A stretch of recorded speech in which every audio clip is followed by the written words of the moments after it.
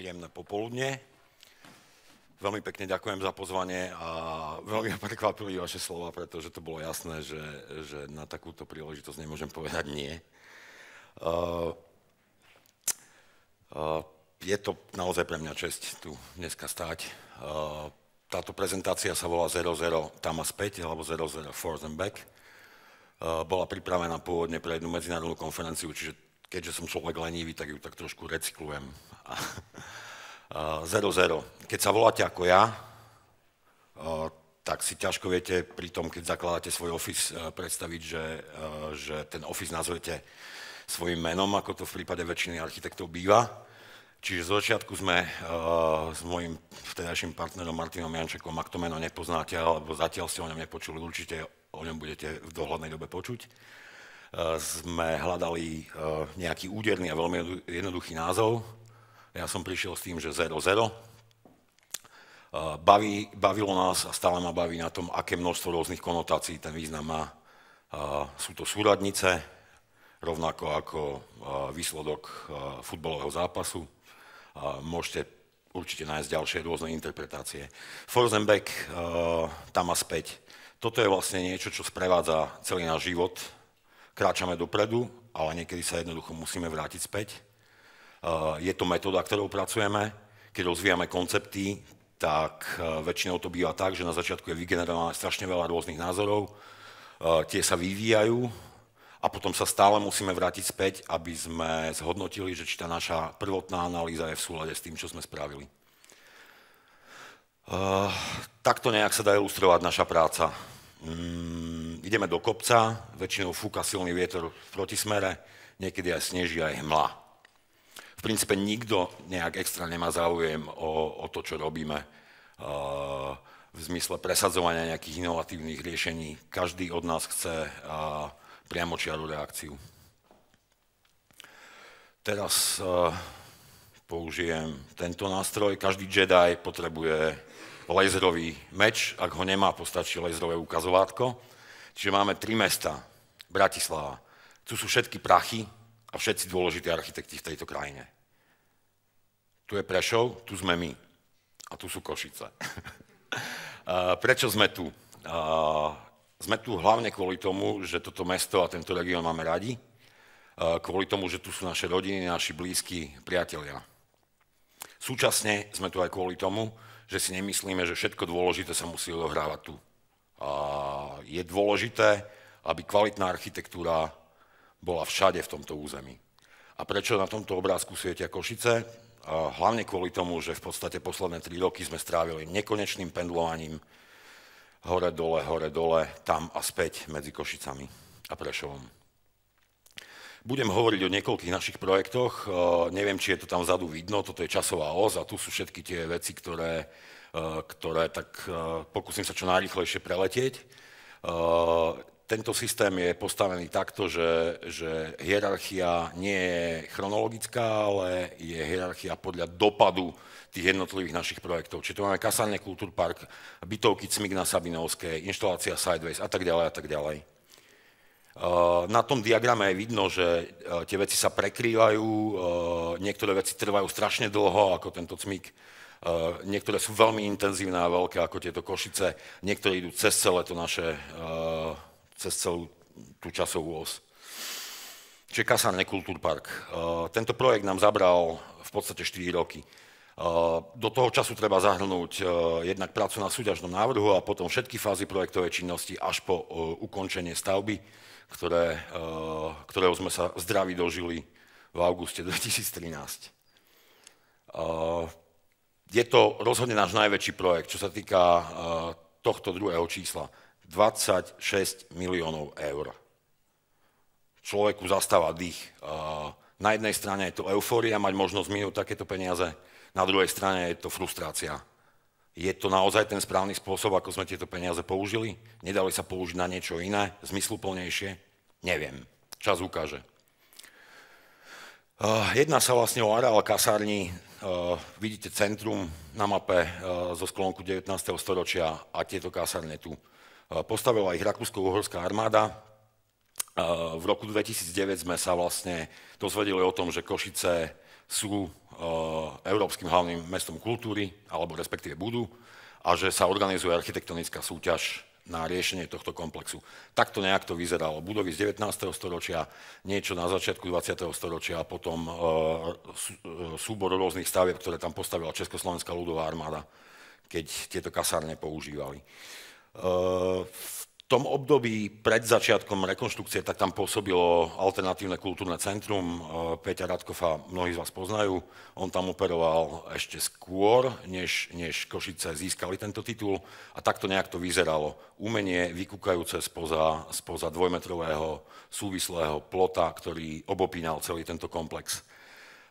Náš súťažný návrh v podstate od začiatku deklaroval to, že čo treba spraviť ako prvú vec je otvoriť tento areál mestu, ľuďom. Čiže vnútorný priestor s prekrásnym storočným parkom sme chceli dopovedať jeho protipólom, nejakým novým urbánnym priestorom, miestom stretnutí, miestom aktivít, miestom demokracie, miestom, kde sa budú diať veci. A o tomto sme si boli istí od úplného začiatku. Takto nejak vyzeral náš súťažný návrh. Neboli sme veľmi špecifickí ako to námestie, alebo vtedy sme to volali fórum, alebo display. Rôzne názory boli na to, ako to má vyzerať. Ale deklarovali sme, že to je vlastne miesto, ktoré patrí ľuďom. Celý ten projekt prešiel veľmi dlhým vývinom, podpísala sa na tom zmena politickej garnitúry, pretože volebný cyklus je neúprostný a keď uprostred celého projektu prišli voľby, tak sme museli strašne veľké množstvo energie vynaložiť na prepracovanie projektu, aby sme ušetrili nejaké peniaze, ktoré bolo vhodné minúť na iné investičné projekty a tak ďalej a tak ďalej. Boj o udržanie konceptu bol, tak povediac, nekonečný a veľmi bolestivý. Toto je jeden z modelov. Čiže skončili sme pri takejto nejakej schéme, rekonštruovali sme 3 historické objekty, objekt bývalej pekárne a tieto 2 sklady. Zvyšné budovy, ktoré sa nachádzajú tu neboli vo vlastníctve mesta, respektíve ich ministerstvo obrany predalo nejakým súkromným investorom, ktorí cítili, že tu budú naliaté veľké peniaze a že zrazu môžu oni z toho profitovať. Dôkladnou analýzou tých pôvodných historických objektov sme dospeli k tomu, že sú postavené veľmi striktne, vo veľmi striktnom systéme na presných geometrických sieťach a moduloch. Preto sme si toto uvažovanie ako keby vzali za vlastné, pretože sme presvedčení o tom, že odpoveďou na systém je opäť len systém. Raster 5x5 metrov, ktorý používali rakúsko-horskí stavitelia, sme upgradili na 8x8 metrov. A to z viacerých dôvodov, jednak preto, že si dnes už môžeme dovoliť väčšie rozpony a jednak kvôli tomu, že podľa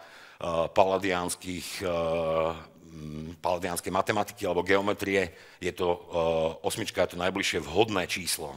A to máte 1:2, 2:3, 3:5, 5:8. Čiže na rastri 8x8 metrov je celý tento areál postavený. Ďalším delením sme sa dopracovali ako keby k ďalším drobnejším nejakým geometrickým schémam použitým v našom riešení. Tu sú v podstate základné dáta, tým vás nebudem veľmi obťažovať. Mali sme na starosti niečo cez 36 000 metrov štvorcových plôch ako to celé riešené územie. Takto nejak to vyzerá v leteckom zábere, čiže centrálna budova Alfa, kde sa nachádzajú sály, výstavné priestory, administratívne zázemie vlastne tej organizácie, ktorá to riadi a spravuje. Potom tu máme budovu Bravo, Centrum pre vzdelávanie, budovu Charlie, ktorá je vlastne miestom, kde funguje trvalá expozícia Steel Park a 8 nových pavilónov, ktoré sú rozptýlené v celom území. Prečo tie pavilóny? Boli sme od začiatku presvedčení, že pri priestore, ako je tento prekrásny park a pri tom novom námestí, by bolo strašne fajn, keby aktivity, programy a dianie expandovali z týchto kamenných budov smerom bližšie k ľuďom. Preto sme vytvorili vlastne network viacerých objektov, ktoré slúžia na workshopy, ktoré slúžia na ubytovanie umelcov, ktoré slúžia ako kaviareň a tak ďalej a tak ďalej. Pod týmto námestím je samozrejme podzemné parkovisko, ktoré je vlastne súčasťou tej infraštruktúry, pretože keď chcete také niečo spustiť a nechcete, aby auta parkovali na námestí, musíte minúť peniaze aj na to, aby tí ľudia, ktorí chodia na tieto podujatia a celá vlastne tá mašinéria bola možná, aby mali kde zaparkovať. Podstatné, čo na tomto celom našom riešení je zrejme ten nový verejný priestor, ktorý sme ponúkli Košiciam. Tá súťaž bola v čase, keď sa rozhodovalo o výstavbe Auparku, chrámu, nakupovania a míňania peňazí. Košice stratili námestie Osloboditeľov a my sme im ponúkli nový verejný priestor, adekvátny začiatku nového tisícročia. Veríme v to.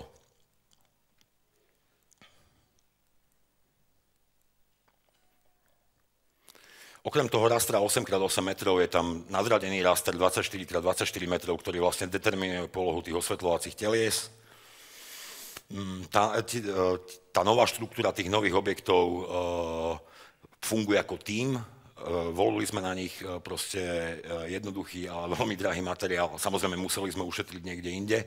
Totiž od začiatku sme vedeli, že tie nové objekty by mali byť prítomné, mali by byť dostatočne sebavedomé, pevne zakotvené v našej súčasnosti, avšak nie veľmi výrazné. A vďaka tomu obkladu oni príjmajú charakteristiku svojho okolitého prostredia a splývajú s ním.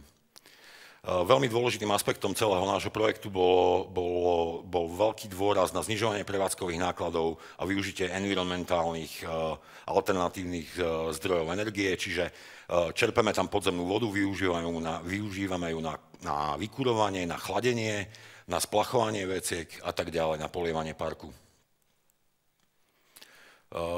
Prečo sa tie budovy volajú tak, ako sa volajú? Okrem v podstate informačného nejakého rozmeru alebo dimenzie, to má aj poetický charakter. Je podľa mňa strašne fajn, keď sa budova nevolá Centrum pre vzdelávanie v oblasti umenia a kreatívnej ekonomiky, ale volá sa jednoducho Bravo a je strašne fajn, keď sa budova volá November.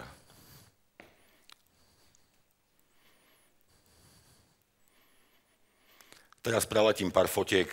Je tam strašná diverzita rôznych priestorových situácií, veľmi široké spektrum rôznych priestorov a bolo to veľmi náročné udržať tú konceptuálnu líniu.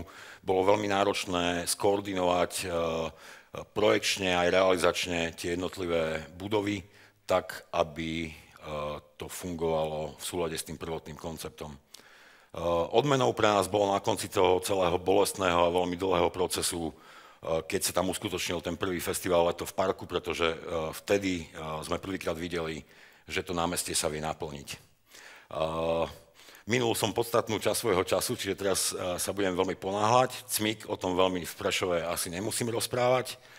Je to druhý dôležitý projekt, vďaka ktorému sme ako keby zarezonovali v odbornej verejnosti a tak povedať, dozvedel sa o Prešove aj trošku širší svet. Jedná sa teda o areál alebo bytový komplex vedľa futbalového ihriska Tatrana, tu máme historické centrum. Takto to vyzeralo niekedy v 50. rokoch, tie baraky boli postavené pre vojakov a ich rodiny, neskôr dopadli takto nejak. Potom v roku 2002 si mesto uvedomilo, že jednoducho takto sa nedá. Vyvinuli alebo developovali územie, kde pôvodných obyvateľov presťahovali, vyhlásili súťaž. Tuto sme s týmto konceptom vyhrali a začali sme stavať. Trvalo to opäť veľmi dlho, pretože volebný cyklus, ako som povedal, je neúprosný a 190 bytov v meste ako Prešov je bez pochyby politikum. Striedanie zafarbenia garnitúr na štátnej a lokálnej úrovni generovalo to, že to bol strašne dlhý proces, kým sa ten komplex dokončil. Pamätáme si časy, keď Tatran Prešov hral fantastický futbal, dnes už tomu tak není. Tie domy tam však sú a dúfajme, že zostanú a slúžia tomu, na čo boli určené, čiže bývaniu. Tretí projekt, na ktorý si môžem dať tak asi 30 sekúnd, je Sideways. Na základe víťazstva v súťaži sme realizovali inštaláciu v Československom pavilóne v rámci 11. Svetového bienála architektúry. Je to veľmi prestížna vec a bola to pre nás veľká podsta, že sme tú súťaž vyhrali.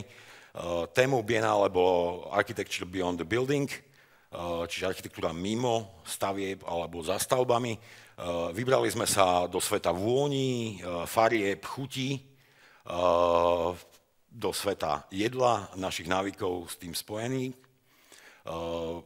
uskutočnili sme prieskum, takú sondu do života našich priateľov. Cez priateľov sme sa dostali k ich priateľom až k úplne cudzím ľuďom a zrazu sme disponovali materiálom zhruba 100 chladničiek, z ktorých sme vybrali 15 reprezentantov, pričom nevystavovali sme architektúru, ale vystavovali sme obsahy tých chladničiek. Architektúra bola prítomná na dvierkach tých chladničiek v podobe referencií hovoriacich o sociálnych, urbánnych a iných kontextov vlastne životov slovenskej a českej populácie.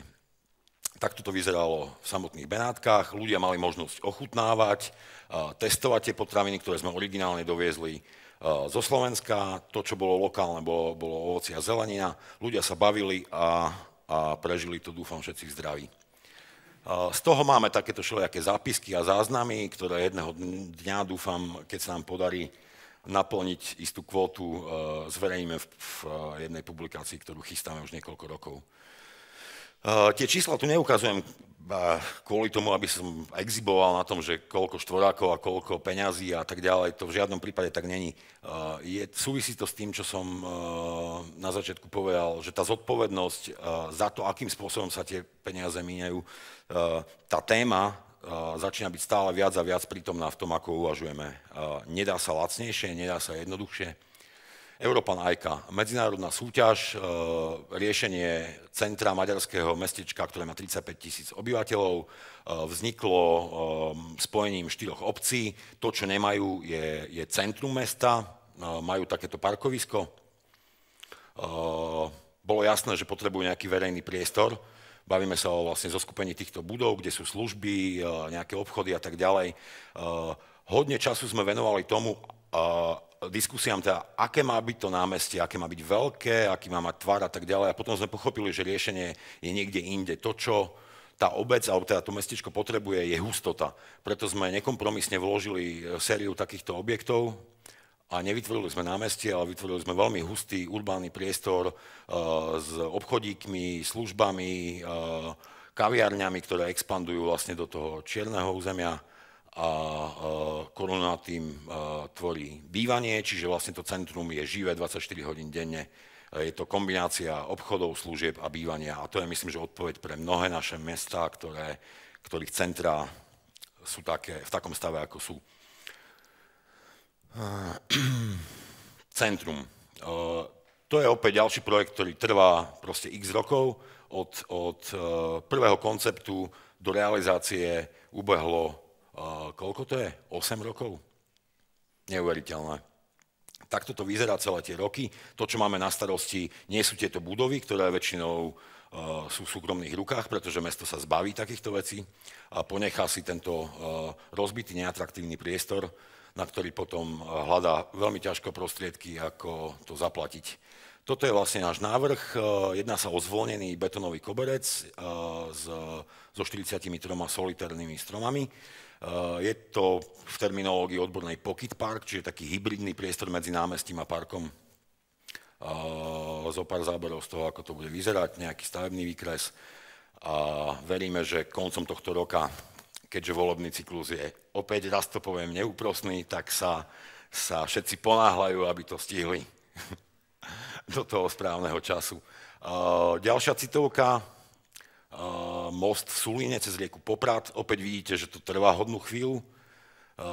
Začnete niekde v roku 2007-2008 a zrazu v roku 2014 sa zrazu získajú na to peniaze a ten projekt na hraniciach medzi Poľskom a Slovenskom nadobudol reálne kontúry. Je to prekrásne prostredie, nedaleko je prameň Sulinky, minerálnu vodu tejto značky určite všetci poznáte. Krajina je krásna a je tam obvykle tie lávky, ktoré sa tam stávajú a mosty, tak sa väčšinou stávajú tak, že architekti potrebujú nejakým spôsobom zviditeľniť svoje ego a urobia tu nejakú vertikálu a potom z toho urobia zavesený most. To sme my zo zásady nechceli, pretože tomuto prostrediu nehodláme konkurovať a preto sme prišli s takouto absolútne elementárnou lávkou, ktorá má horizontálny charakter, pritom neustále mení svoj profil. Je to binárna kompozícia vlastne tejto úsečky a tohto oblúka. Binárna, pretože sa bavíme vlastne o binárnej situácii z hľadiska stretnutia dvoch štátov a z hľadiska toho, že máme rieku a nejaké záplavové územie. Toto je náš aktuálny projekt v Prešove, ktorý by sa mal v priebehu najbližších mesiacov realizovať. Je to na Plzenskej ulici, kde chystáme takúto hybridnú štruktúru radových domov a bytového domu. Takto nejak sa to zhruba vyvíja. A to, čo ide cez celú tú časť, cez celý ten čas, čo robíme, praktizujeme architektúru, tak sú vlastne súkromné domy, ktoré tiež len tak preletím.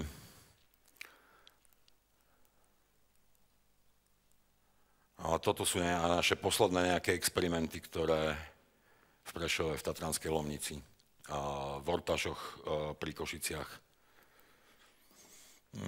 Čo sa týka plochy alebo komplexnosti problému, toto je pravdepodobne náš najväčší projekt.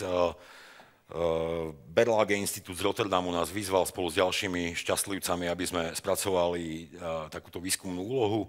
Dostali sme za úlohu riešiť takéto územie v Košiciach, to sú tie brownfieldy, potom dve takéto parcely v belgickom Mechelene. Mali sme vyvinúť urbanistický prototyp pre mesta strednej veľkosti.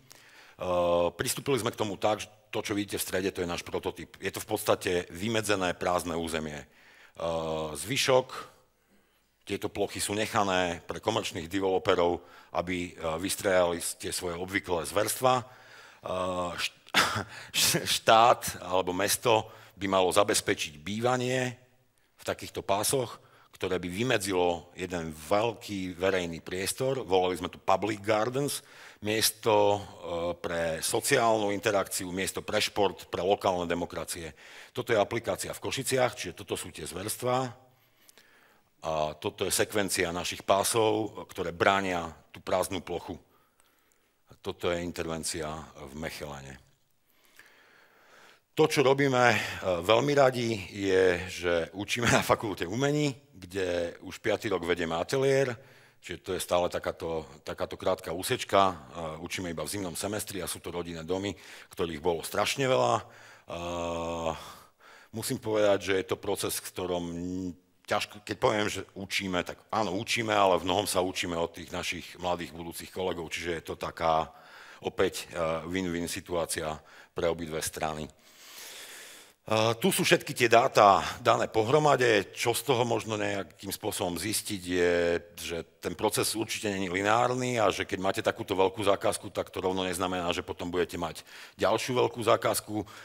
Znamená to to, že keď 3 roky alebo 4 roky sa sťažujete, že už vás to nudí, že je to obrovské a že je to komplikované, tak teraz zrazu v roku 2014 zistíte, že pracujete naraz na veľkom množstve malých vecí a je to ešte ťažšie, ako keď sme robili tento projekt.